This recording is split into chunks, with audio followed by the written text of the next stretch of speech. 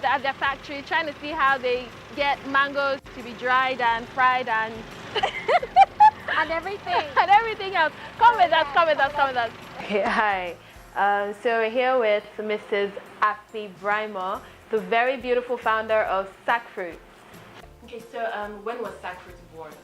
So in 2012, I did a major project for a company I was working for. I actually commissioned and launched a juice processing plant in Benue State.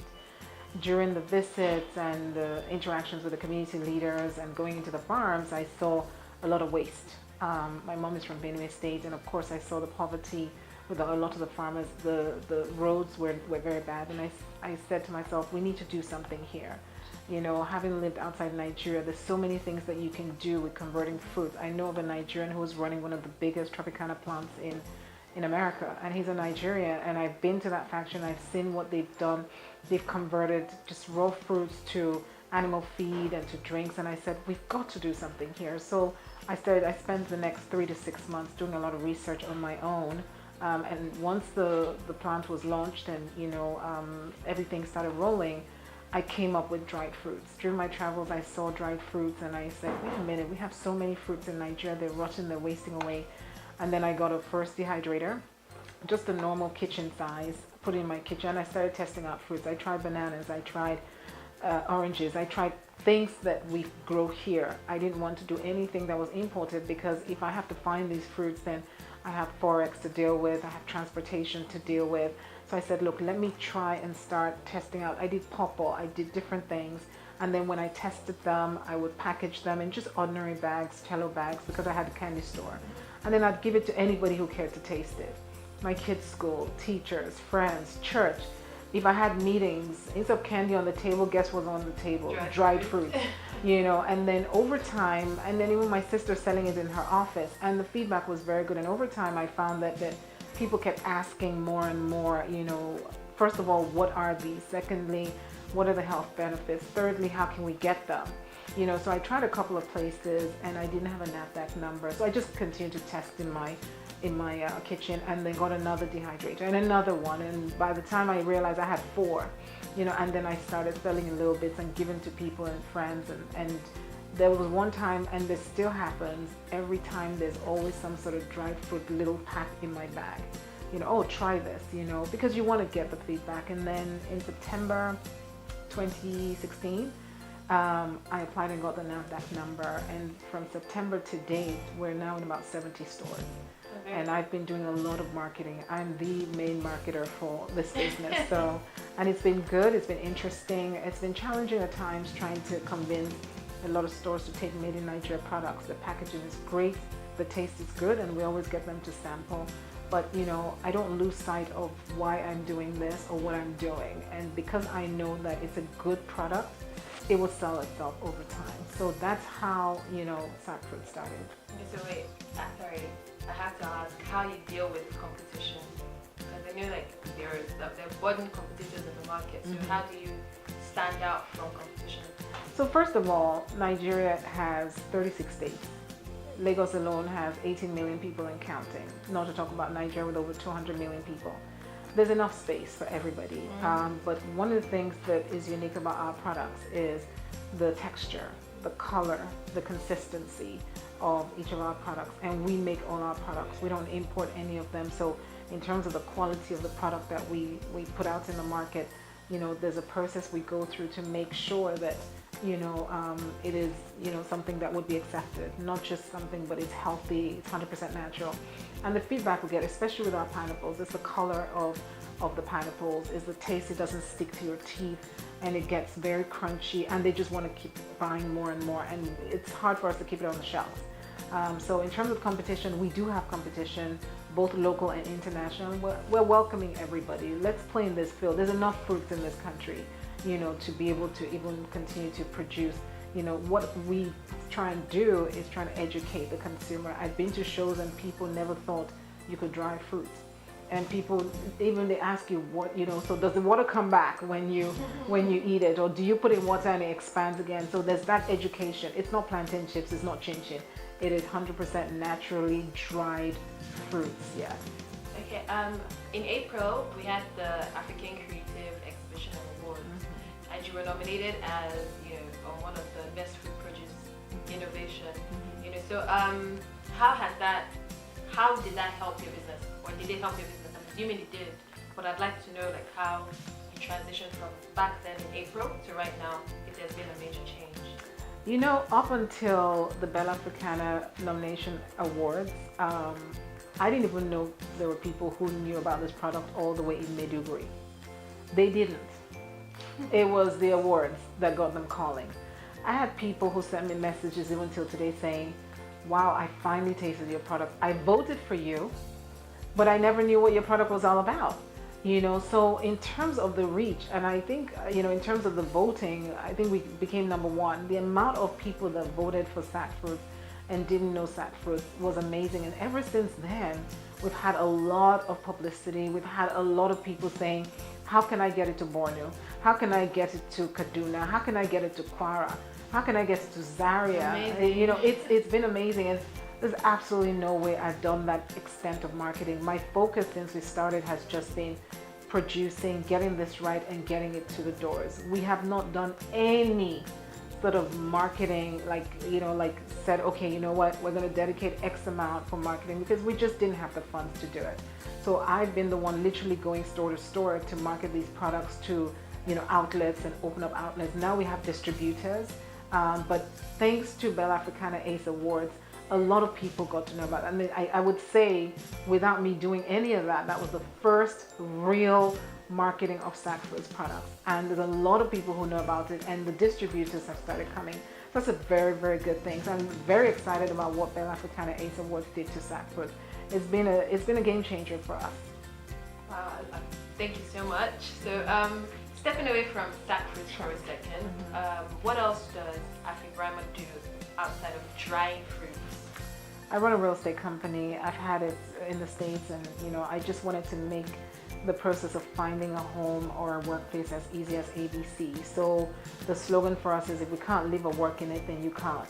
So we spend a lot of time going to these properties and examining them. I mean, we won't even put our banner on a building if the landlord's not willing to, you know, do something to improve the value of their property. Because if I can't take you there, then there's no point putting my banner there. So I came, you know, I had this company in the States, and you know, when I came and I saw what it was like, how painful it was for me to even find a place, I said, I had to make this right. So, you know, we've been running that real estate company now for about 6 to 7 years, and we've been doing well. I have a family. I'm a mother of 3 kids and a wonderful husband. So we try and do a lot together. And then I run a project. I'm actually a project manager as well.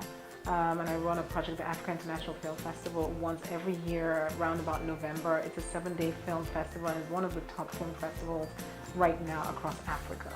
You know, so that's very exciting. So for me, I do things that I love to do. If I'm doing it, even though, you know, it's multitasking, it's because I have a passion for it. So how do you juggle being an entrepreneur, a serial entrepreneur, a mother, a wife, and then finding time to relax and just, you know, not burn out?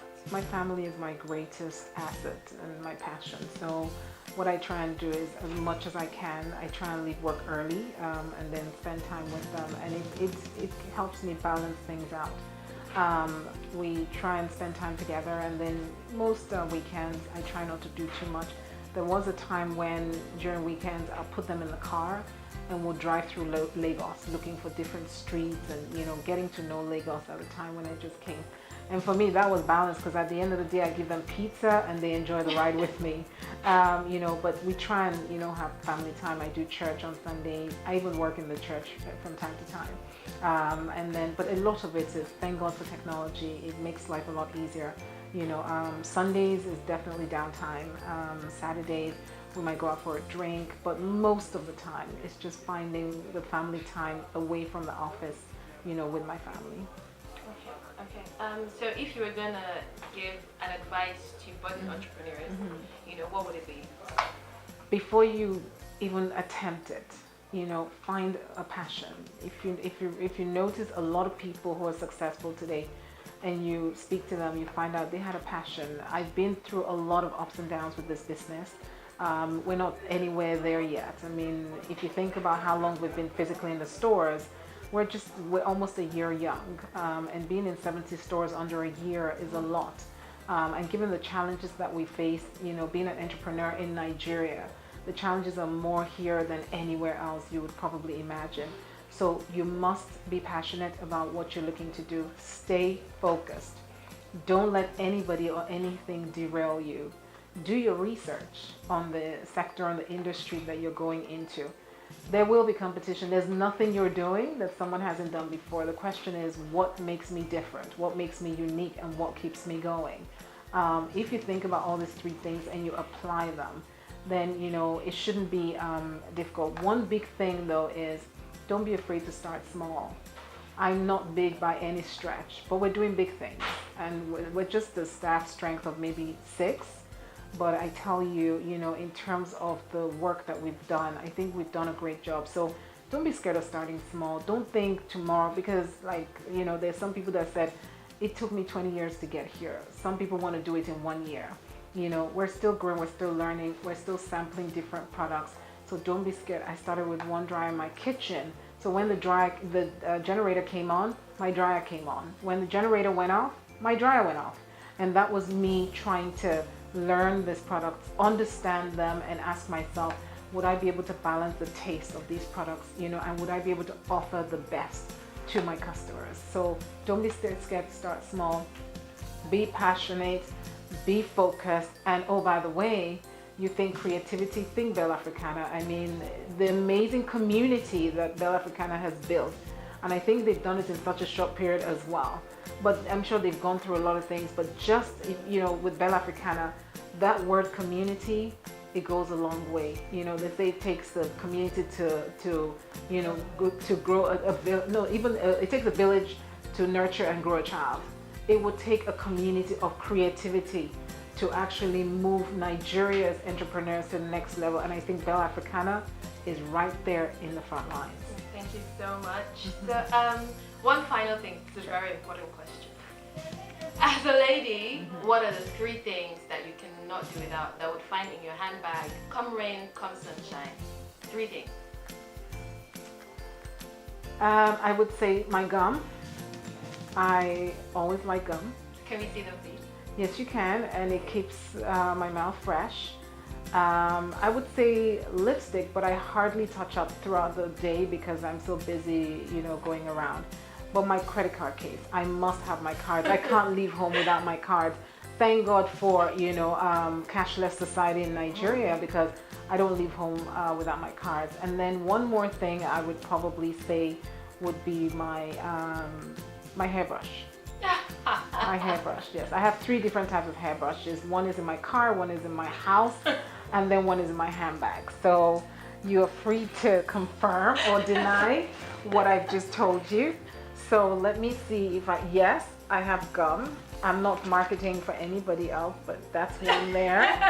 And then there's a hairbrush. This is the tackiest of all, but it works. And then my card case, never leave home without it. Let me just find it because I just used it. So, and my sunglasses, but where's my card case now? I will show you, I promise. Oh no, it never stays. Oh, that's something you should never leave in your car. Your card case with your cards in it. Voila. Ah, there you go. Okay. There you go. Always. Thank you so much. It was amazing fun chatting with you, and we'll definitely be back Absolutely. some other time. Thank you so much. Thank you.